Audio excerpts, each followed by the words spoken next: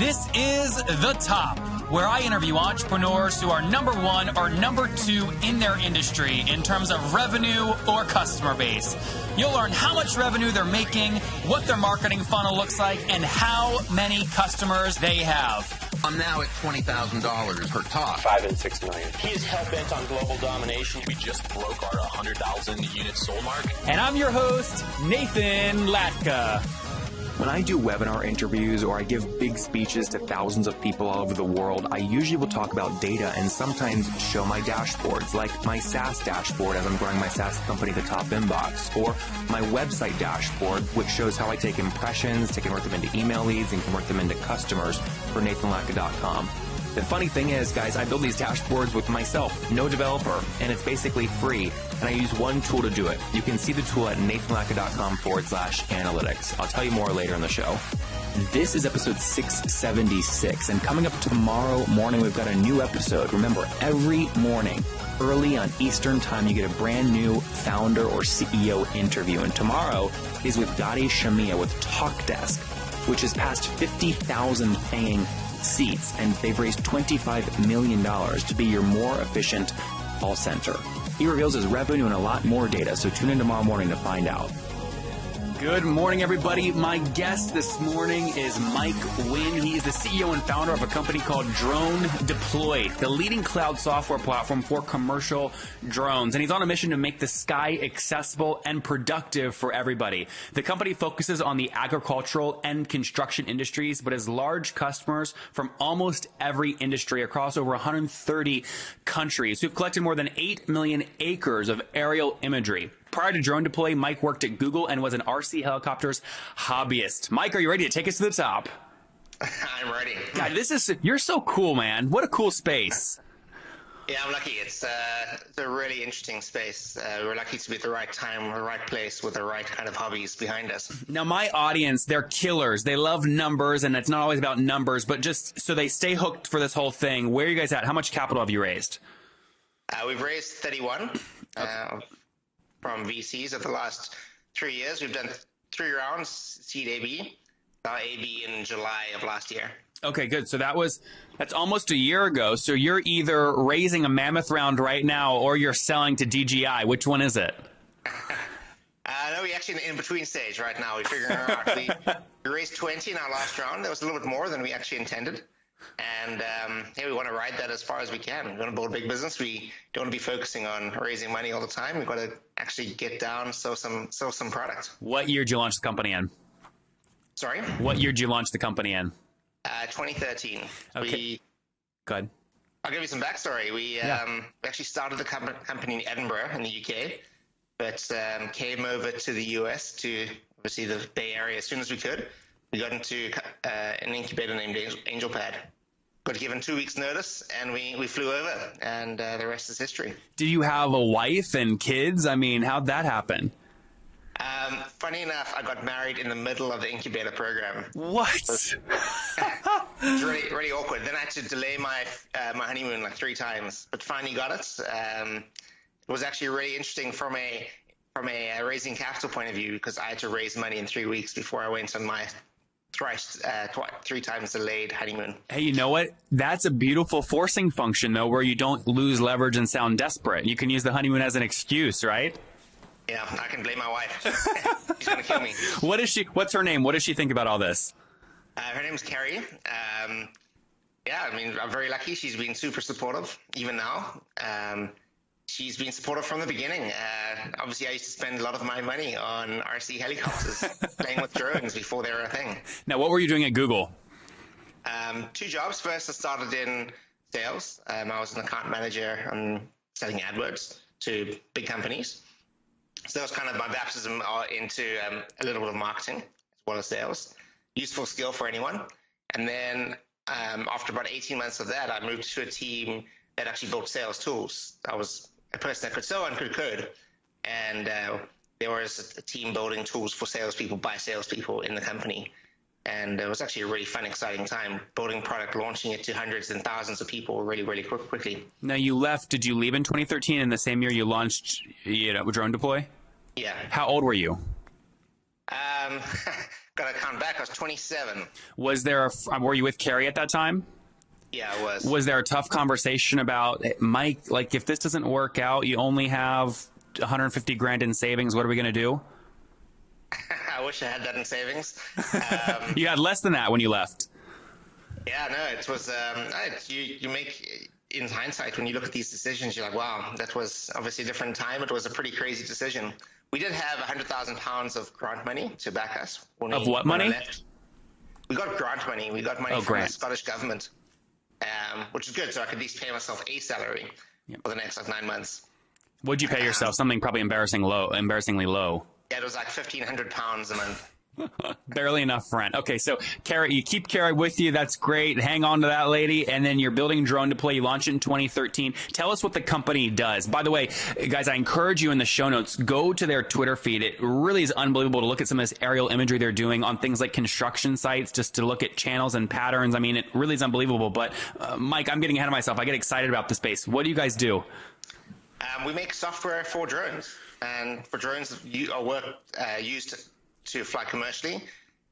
Primary industries are agriculture and construction, but we touch pretty much every industry that exists. Everything, I'd say everything from archaeology to agriculture, forensic science, for criminal investigations. We have people using us for insurance inspections. The list goes on and on and on. There are obviously the drone space is expanding super rapidly. Are you playing in the hardware space yet, or are you staying away from that and just partnering and only focusing on software? No, we just do software. Okay. It's really hard to do. It's really hard to build a great software company. Oh gosh, yeah. And hard to make a great software and hardware company. And tell me how you make money. Like, tell me about a paying customer. What do they pay for?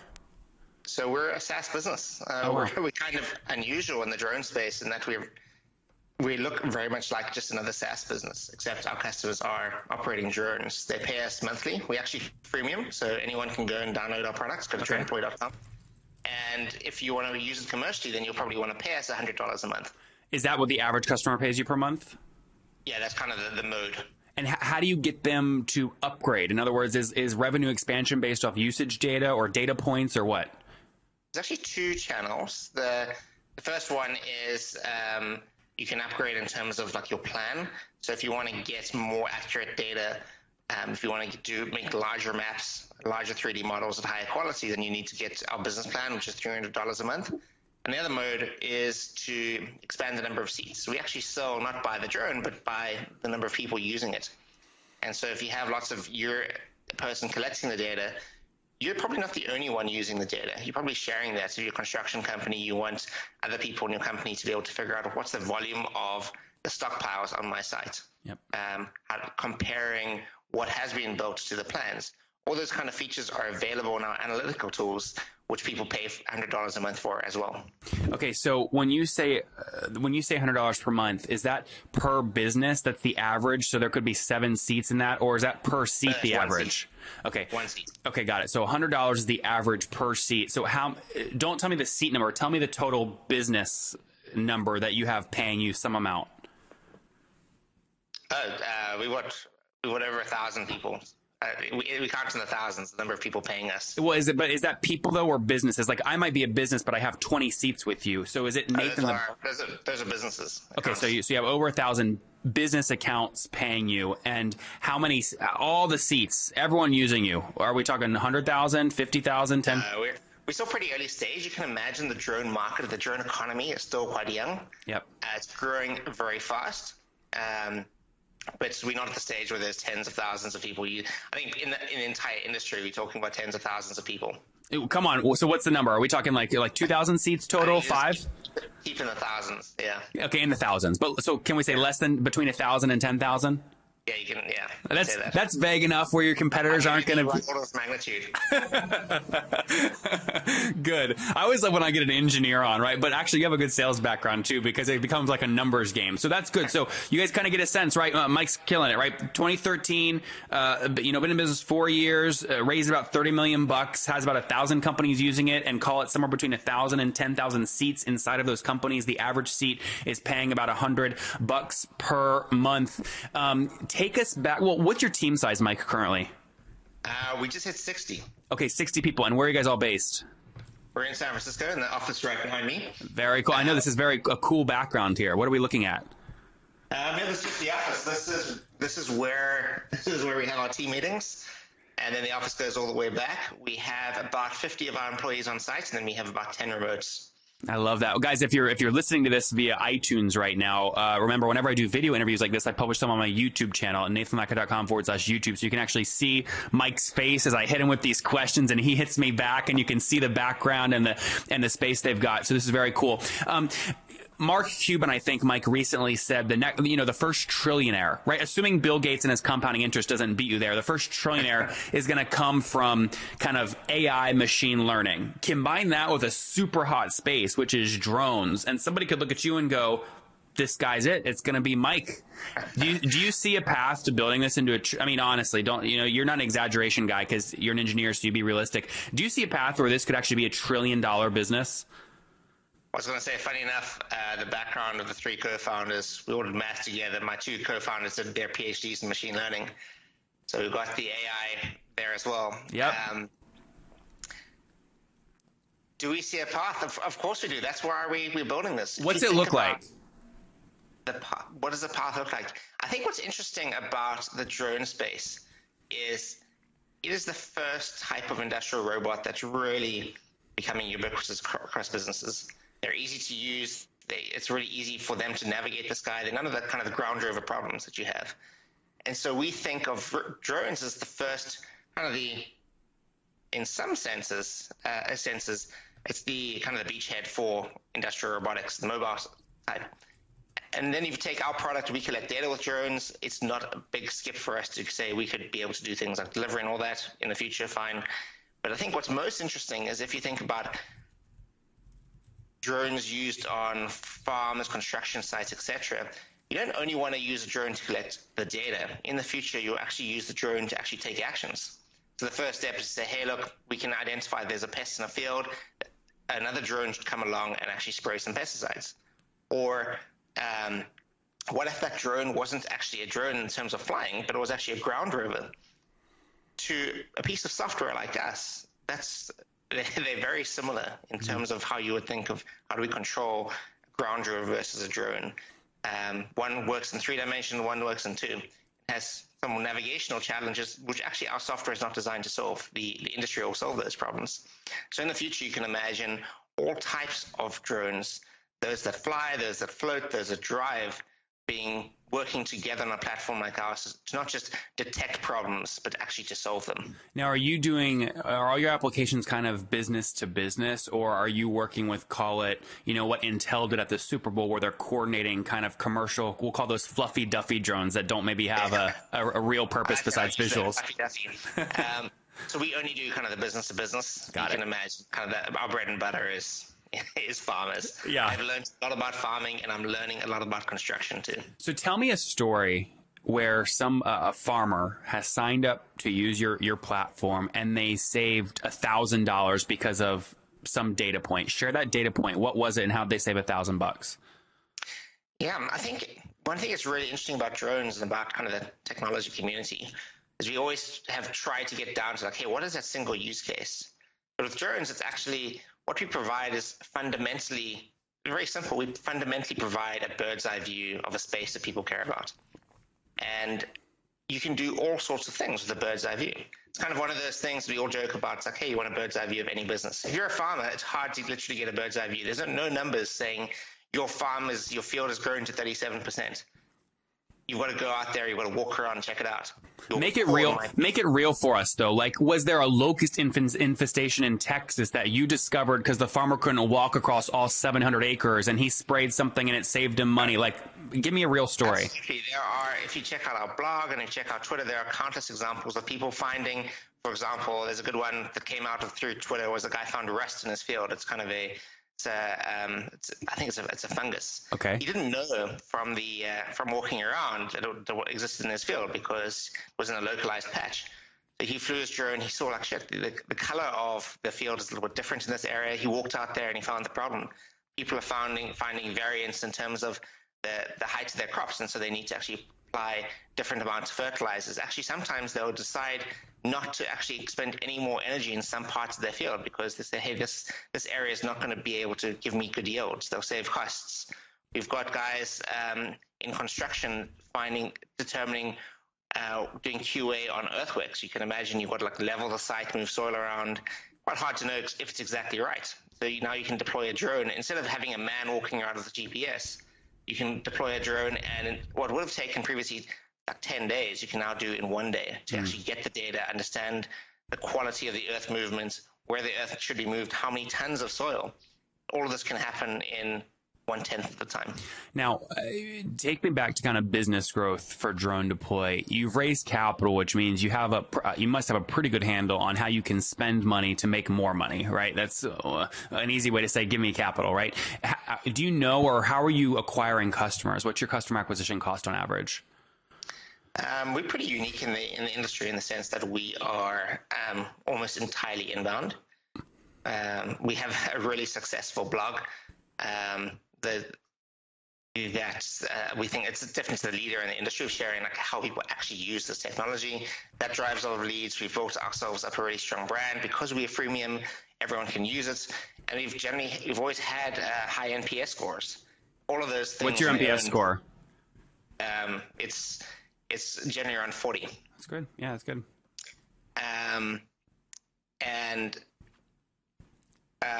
All of those things have brought us leads just kind of for free. They come in, people take out their credit cards on our website and they pay. At some fraction of the time when we determine through like MQL scoring that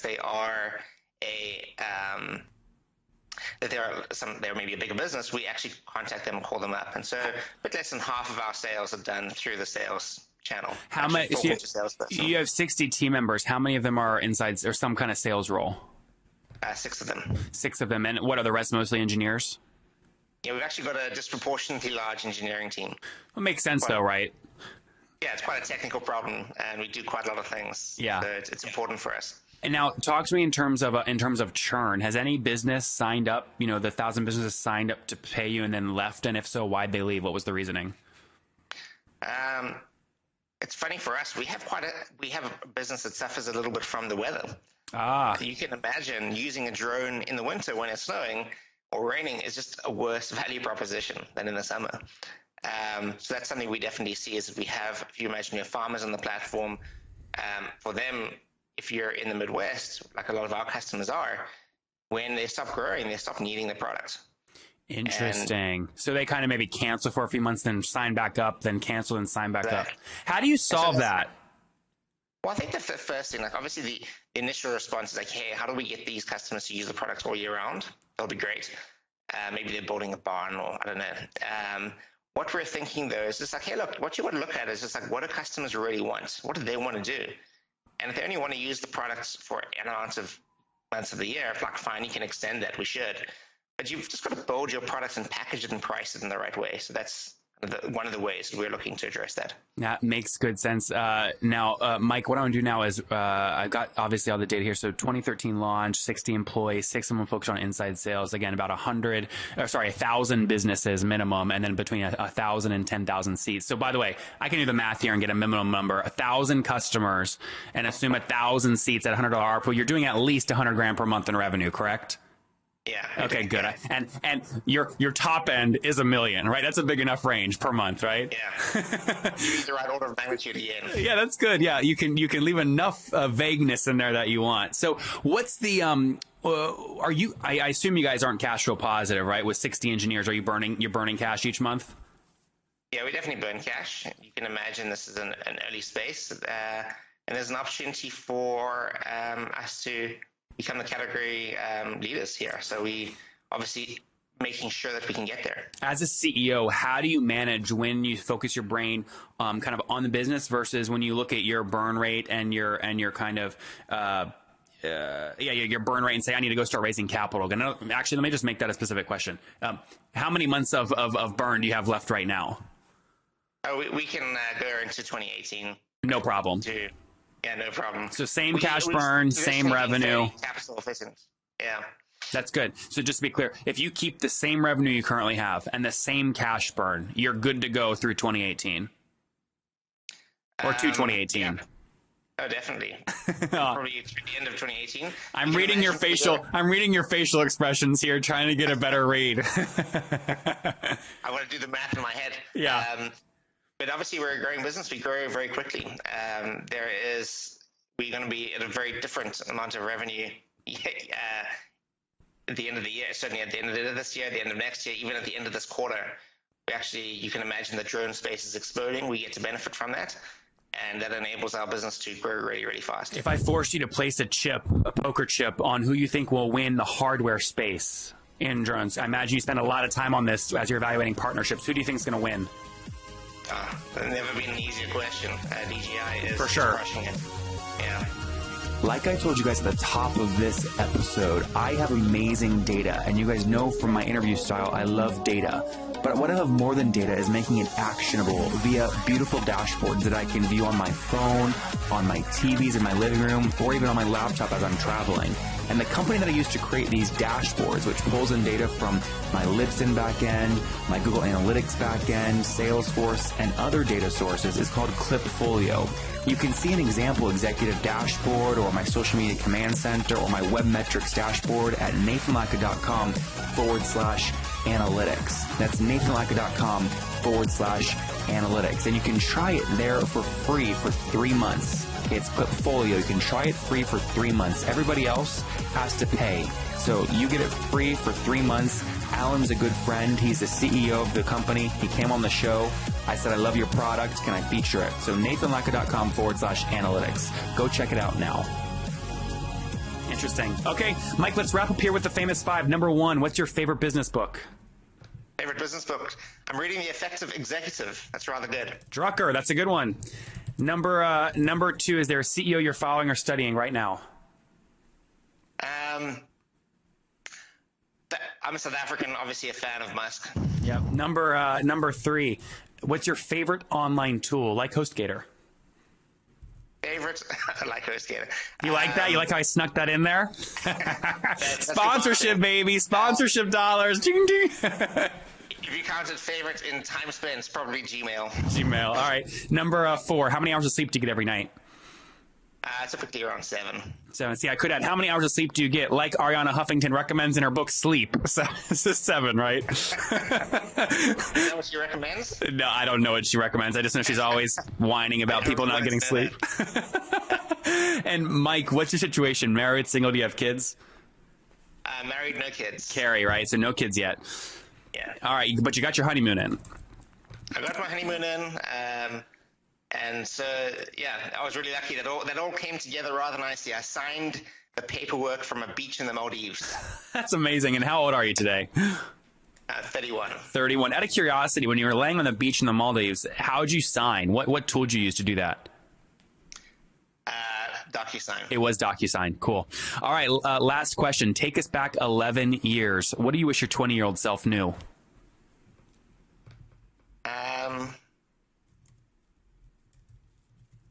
Yeah, I think one thing that's just become very apparent to me over the last 10 years is that, okay, you can pretty much do whatever you set your mind to.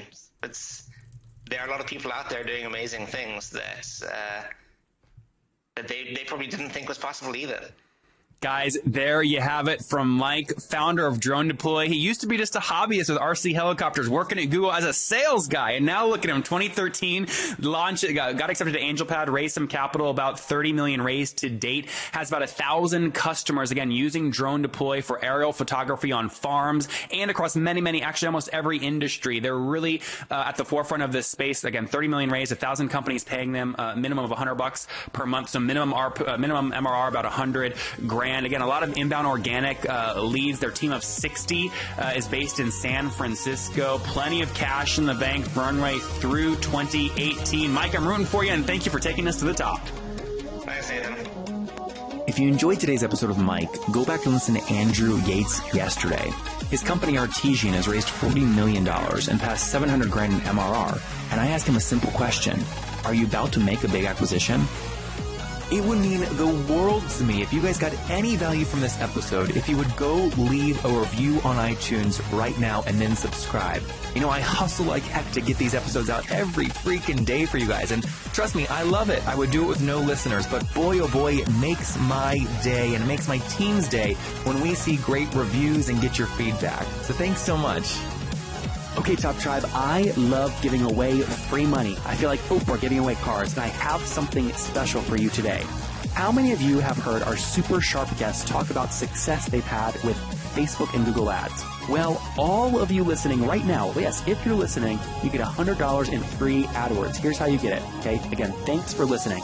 Get the free $100 from Google, right, when you sign up with my website host provider, HostGator. Go sign up now to get your free money. HostGator.com/Nathan. Again, that's HostGator.com/Nathan.